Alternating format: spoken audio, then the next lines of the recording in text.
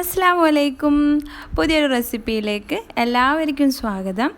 അപ്പോൾ ഇന്നത്തെ recipe beef വരട്ടിയതാണ്. നമ്മുടെ കേരള സ്റ്റൈൽ ബീഫ് വരട്ടിയത്. അപ്പോൾ ബീഫ് വരട്ടിയതിൻ്റെ ടേസ്റ്റ് ഞാൻ പറയാതെ തന്നെ നിങ്ങൾക്കറിയാം. എന്തായാലും എല്ലാവർക്കും ഇഷ്ടപ്പെടുന്ന ഒരു ഐറ്റമാണ് ബീഫ് വരട്ടിയത്. ചപ്പാത്തിൻ്റെയും പൊറോട്ടൻ്റെയും ചോറിൻ്റെയൊക്കെ കൂടെ നല്ല കോമ്പിനേഷനായിട്ടുള്ള നല്ല സൂപ്പർ ടേസ്റ്റി ആയിട്ടുള്ള ബീഫ് വരട്ടിയതിൻ്റെ റെസിപ്പിയിലേക്ക് കടക്കുന്നതിന് മുന്നേ നിങ്ങൾ എൻ്റെ ചാനൽ ആദ്യമായി കാണുകയാണെങ്കിൽ പ്ലീസ് കൺസിഡർ സബ്സ്ക്രൈബിങ്. തൊട്ടടുത്ത് കാണുന്ന ബെലൈക്കൺ ക്ലിക്ക് ചെയ്യുക, ലൈക്ക് ചെയ്യുക, ഷെയർ ചെയ്യുക, കമൻറ്റ് ചെയ്യുക. അപ്പോൾ വീഡിയോയിലോട്ട് കിടക്കാം. വരട്ടിയത് ഉണ്ടാക്കാൻ വേണ്ടിയിട്ട് ആദ്യം തന്നെ നമ്മളൊരു കുക്കർ എടുക്കാം. അതിലേക്ക് 2 ടേബിൾ സ്പൂൺ വെളിച്ചെണ്ണ, പിന്നെ 1 കിലോ ബീഫാണ് ഞാനിവിടെ എടുത്തിട്ടുള്ളത്. അപ്പോൾ ബീഫും കൂടി കുക്കറിലേക്ക് ആഡ് ചെയ്ത് കൊടുക്കാം.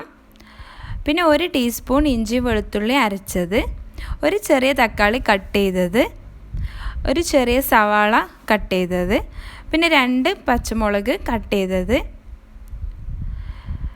ഇനി നമുക്ക് മസാലപ്പൊടികൾ ആഡ് ചെയ്യാം. ആദ്യം തന്നെ 1.5 ടീസ്പൂൺ മുളക് പൊടി ആഡ് ചെയ്തിട്ടുണ്ട്. കാശ്മീരി മുളക് പൊടിയാണ്.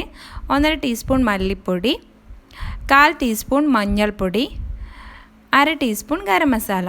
ഇനി നമുക്ക് ബീഫിന് ആവശ്യമായ ഉപ്പും കൂടി ആഡ് ചെയ്തിട്ട് നമുക്കിത് അടച്ചിട്ട് വേവിക്കാൻ വേണ്ടി വെക്കാം. അപ്പോൾ എൻ്റെ കുക്കറിൽ ഒരു 8 വിസിൽ വരുന്നത് വരെ എനിക്ക് വേവിക്കണം. അപ്പോൾ നിങ്ങളുടെ കുക്കറിനെ അനുസരിച്ചിട്ട് വേവിക്കുക. ഇനി നമുക്ക് മസാല ഉണ്ടാക്കാൻ വേണ്ടിയിട്ട് വേറൊരു പാന് ചൂടാക്കാം. അതിലേക്ക് ആവശ്യത്തിന് ഓയിൽ ഒഴിച്ചു കൊടുക്കാം. എണ്ണ ഒന്ന് ചൂടായതിന് ശേഷം ഇതിലേക്ക് 2 സവാള കട്ട് ചെയ്തത് ആഡ് ചെയ്ത് കൊടുക്കാം. എന്നിട്ട് ഇത് ഒന്ന് വഴറ്റി കൊടുക്കണം. അപ്പോൾ ഇത് ഒരു ഗോൾഡൻ ബ്രൗൺ നിറമാകുന്നത് വരെ വഴറ്റാം. അപ്പോൾ ഇതിലേക്ക് ഇനി ആവശ്യത്തിന് ഉപ്പും കൂടി ആഡ് ചെയ്യാം. ഇതൊന്ന് ഏകദേശം ഗോൾഡൻ ബ്രൗൺ നിറമായതിന് ശേഷം ഇതിലേക്ക് കുറച്ച് കറിവേപ്പിലയും പിന്നെ 1 ടീസ്പൂൺ ഇഞ്ചി വെളുത്തുള്ളി അരച്ചതും കൂടി ആഡ് ചെയ്ത് കൊടുക്കാം. ഇനി ഇതിൻ്റെ പച്ചമണം മാറുന്നത് വരെ ഒന്ന് വഴറ്റി കൊടുക്കാം.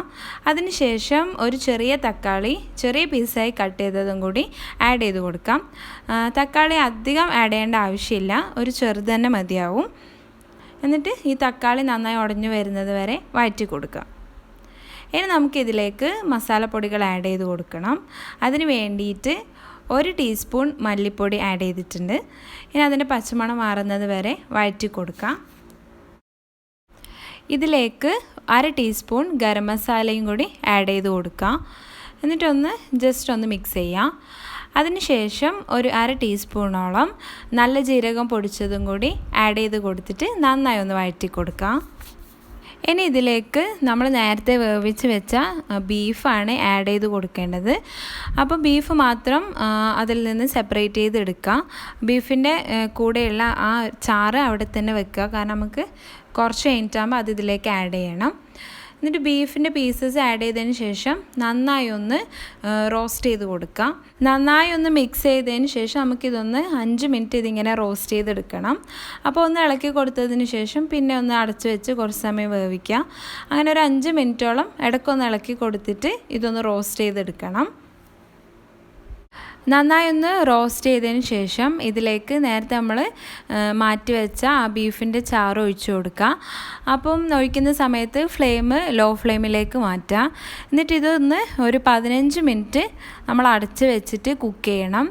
അടച്ച് വെച്ച് കുക്ക് ചെയ്യുന്ന സമയത്ത് ഇടയ്ക്കൊന്നിങ്ങനെ ഇളക്കി കൊടുക്കണം. അങ്ങനെ നമുക്ക് 15 മിനിറ്റ് ഇതിങ്ങനെ അടച്ച് വെച്ചിട്ട് കുക്ക് ചെയ്യാം. അപ്പോൾ നമ്മൾ അടച്ച് വെക്കുന്ന സമയത്ത് ഫ്ലെയിം കുറച്ച് അടച്ച് വെക്കുക, അല്ലെങ്കിൽ ഇത് കരിഞ്ഞു പോവും. അപ്പോൾ ഇടയ്ക്കൊന്നിങ്ങനെ മിക്സ് ചെയ്ത് കൊടുക്കുകയും കൂടി വേണം. അങ്ങനെ ആകുമ്പോൾ ഈ ബീഫിൻ്റെ ആ ഒരു മസാലയൊക്കെ നല്ലോണം പിടിച്ചിട്ട് നല്ലൊരു ടേസ്റ്റാണ് ഇതിനുണ്ടാവുക. അല്ലാത്ത സമയത്ത് നമ്മൾ ബീഫും ചാറൊക്കെ ഒരു സെപ്പറേറ്റായി കിടക്കുന്നത് പോലെ ഉണ്ടാവും. ഇനി നമുക്ക് ഏകദേശം ഒരു 15 മിനിറ്റ് ആവാറാവുമ്പോൾ ഇതിലേക്ക് കുറച്ച് കുരുമുളക് പൊടി ആഡ് ചെയ്ത് കൊടുക്കാം. ഞാനിവിടെ ഒരു 1/2 ടീസ്പൂണോളം കുരുമുളക് പൊടി ആഡ് ചെയ്യുന്നുണ്ട്. പിന്നെ നല്ലോണം എരിവ് വേണമെന്നുള്ളവർക്ക് ഇതിലും എരിവ് കൂടുതൽ, കുരുമുളകിൻ്റെ പൊടി കൂടുതൽ ഇടാം. പക്ഷേ ഇത് തന്നെ അത്യാവശ്യം നല്ല എരിവുണ്ട്. ഇനി ഇതിലേക്ക് കുറച്ച് കറിവേപ്പിലയും കൂടി കട്ട് ചെയ്തത് ആഡ് ചെയ്ത് കൊടുത്തിട്ട് നന്നായി ഒന്ന് മിക്സ് ചെയ്തെടുക്കാം. അപ്പോൾ നമ്മുടെ ടേസ്റ്റി ആയിട്ടുള്ള ബീഫ് വരട്ടിയത് റെഡി ആയിട്ടുണ്ട്. അപ്പോൾ നല്ല ടേസ്റ്റി ആയിട്ടുള്ള ഈ ബീഫ് വരട്ടിയത് നമ്മുടെ എല്ലാ ഡിഷസിൻ്റെ കൂടെയും നല്ലൊരു കോമ്പിനേഷനാണ്, എല്ലാവർക്കും അറിയുന്ന കാര്യമാണ്. അപ്പോൾ പത്തലിൻ്റെയും ചപ്പാത്തിൻ്റെയും പൊറോട്ടൻ്റെ ഒക്കെ കൂടെ സൂപ്പർ ടേസ്റ്റി ആയിട്ടുള്ളൊരു ഡിഷാണ്. നല്ല എരിവൊക്കെ ഉള്ള നല്ല അടിപൊളിയായിട്ടുള്ള ബീഫ് വരട്ടിയതാണ്. അപ്പോൾ ഇത് ഉമ്മയാണ് പ്രിപ്പയർ ചെയ്യുന്നത്. ഇതെൻ്റെ ഫേവറേറ്റ് ആയിട്ടുള്ള ഒരു റെസിപ്പിയും കൂടിയാണ്. അപ്പോൾ എല്ലാവരും ട്രൈ ചെയ്ത് നോക്കിയിട്ട് ഫീഡ്ബാക്ക് അറിയിക്കുക. പുതിയൊരു വീഡിയോ ആയിട്ട് വീണ്ടും കാണാം. Bye bye and thank you.